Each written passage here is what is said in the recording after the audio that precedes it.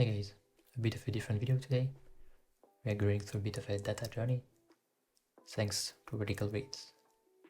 I've compiled 150 interviews from different celebs listing their favorite books, and today we are going through the top 20. So before we start, some stats. There were 150 interviews that I used, with a total of 2,624 answers, consisting of 1,502 different books and 1,239 authors. Yeah, I do need to mention that this is quite a Western-centric top 20. This is so based on Western culture and like English-speaking part of the world, even though we do have some foreign books in there that were translated. But I did try to have the widest possible range of representation, but yeah, it's not perfect. In position 20, recommended by 4 people, we have Karenina by Leo Tolstoy. This book has been recommended by Chelsea Handler, Ernest Hemingway, Norman Mailer, and Susan Sontag. On this one, Chelsea Handler said, "I don't know if I have to expound on why I love this book, but everyone should read Tolstoy." And this was the first one of his works I read. So it's like a first boyfriend, or my first Cabbage Patch Kid. Before we go on, a little game for you. Drop in the comments how many books out of the 20 you've read and see if you can do better than me. So I will tell you throughout the video and at the end what my own score is, and I hope someday I can get perfect 100%. Moving on to number 19, we have Midnight's Children by Salman Rushdie, also recommended by 4 people. We have Amy Tan, Carrie Fisher, Harry Potter, and Deepak Chopra. For those who don't know, this book actually won the Booker Prize in 1991. It's one of the top international book awards, so you can be sure that this is not in fact a children's book. And in fact, this is the first book of the list that I've read, so I'm 1 for 2 at the moment. Next up, number 18, we have Middlemarch by George Eliot, also recommended by 4 people: Carrie Fisher, Greta Gerwig, Nigella Lawson, and Zadie Smith. And because I haven't read this one, I will just tell you what Greta Gerwig said. And basically she said GG about it. Glorious, sprawling, generous. It makes you wish you had not judged characters so quickly, and that you could grow old with all of them. I read somewhere that it is a novel for adults, and it is, truly. It is a book I hope to read at every decade of my life, because I think each time it will have something new to teach me.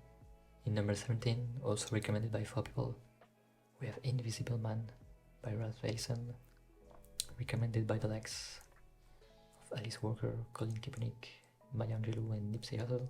In number 16, we have Jane Eyre by Charlotte Bronte, one of the Bronte sisters, obviously, recommended by Jane Goodall, Rose McGowan, Stacey Abrams, and Ursula K. Le Guin.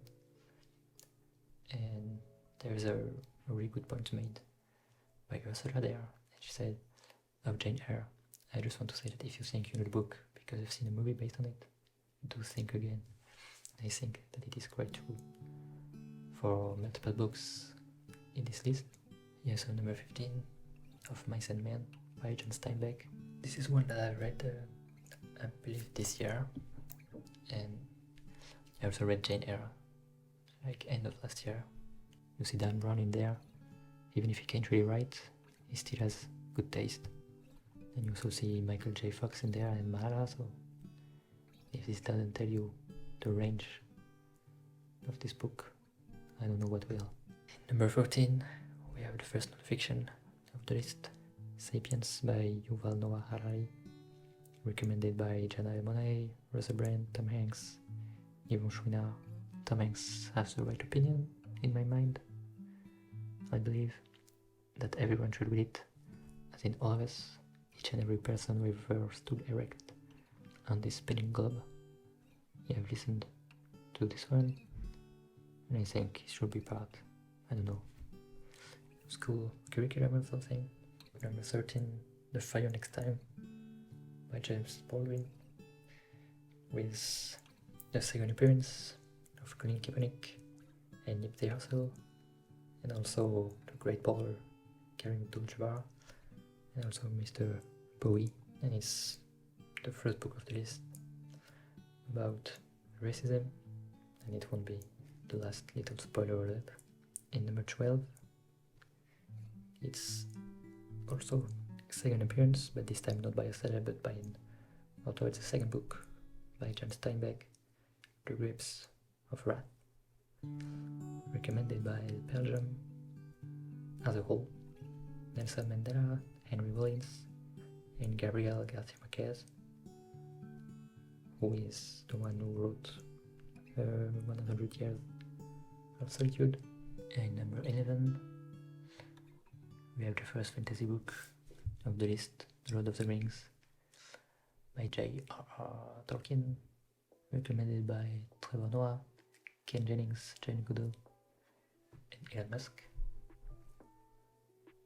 And I think, as mentioned with Jane Eyre, the movies are one of the best of all time, but the books bring so much more and are so deep and beautifully written that it's a disservice to you if you're a fan of the movies or the upcoming show or the general universe, of the general Tolkien universe, that if you haven't read the book, can you really call yourself a Tolkien head? In number 10, we have The Eyes While Watching God by Zora Neale Hurston. I've actually never heard of this book or this author, so I will put on the screen a couple reviews by Alice Walker and Ibram X. Kendi. We are now inside the top 10, and we see now a bit more of separation between the books, and this one has been recommended by 5 people: Between the World and Me by Ta-Nehisi Coates. And we see the return of Nipsey Hussle, the appearance of Questlove, like the previous one. Never heard of it. We'll be adding this one to the TBR. I think at the moment I have like 350 books on this TBR, so I will read this probably in the next 5 to 10 years. Yeah, as in many of the other books. No, number 8, Hunger by Roxane Gay, and I believe this is a memoir, so we can put it down as another non-fiction. Besides the type of book that it is, I don't really know anything else, so this one is also going to the pile. Alright, number 7, a surprising appearance by the Chronicle of Narnia by C.S. Lewis, being above The Lord of the Rings.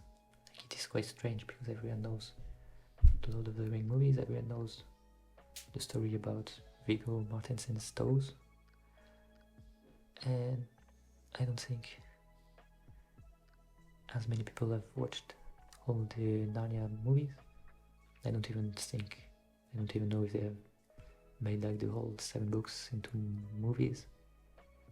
So yeah, it's quite a bit strange to see it above. It does appeal a bit less, like in a grand fantasy style. I've always had in my mind that it was a bit more childish, but anyway, perhaps I've missed something there because I haven't read all the books. I do have the collected editions, but I maybe haven't read the first 2 or 3, so we'll see if I will revisit them someday. In number 6, now we are getting into the heated part of the top 20, and we are going to the Divine Comedy by Dante. So this is a trilogy, so as for Lord of the Rings and the Chronicle of Narnia, I did regroup them under the series. I've read this one this year actually. I didn't really like it, but yeah, it's like it's different, it's out there. It's like lyrical poetry, and this is why you get a lot of like a let's say, artistic people recommending it. It's also a huge book, so there are a lot of references that you can make.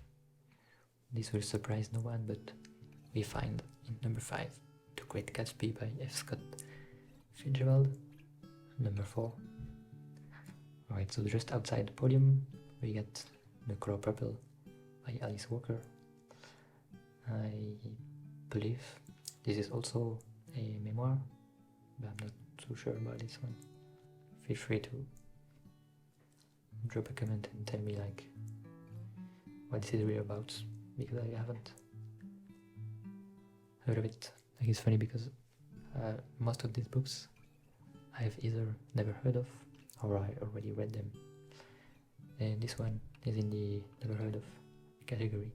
Funnily enough, the next one is in a new category that I've heard about it, but I've not read it. In third place, we get The Master and Margarita by Mikhail Bulgakov, which is not a recipe book for margaritas. This is one of the best Russian classics. It's a bit higher ranked than Tolstoy. And it's funny because Tolstoy, I've actually read a few of these books this year because I'm part of a Tolstoy versus Dickens book club. I will drop a link in the description to this one, but the basics of it is that we are reading every other month a book by Dickens or Tolstoy, and we are reading them almost in a chronological order. So we started by the first book they ever written, and this project is not mine. I will drop like all the credits and stuff in the description, but it started I think in January 2021, and it's planned to last for 4 years, so you still have some time to join. Number 2 is like maybe the classic Moby Dick by Herman Melville. I don't think I need to introduce this one. I do however have a tip for anyone who's a bit afraid to read this big book. There is a full cast audiobook that was produced a few years ago. So the project is called Moby Dick Big Read. I will drop the link in the description. Each chapter has been read by someone different, and to give you a taste of who read it, the first chapter has been read by Tilda Swinton, and then we have like Nigel Williams, Keith Collins, Nick Atkinson, Stephen Fry, you have David Cameron, Steve Carell, Benedict Cumberbatch, or however you call that guy. And so Moby Dick has been recommended 7 times, which was already 1 time more than The Master and Margarita.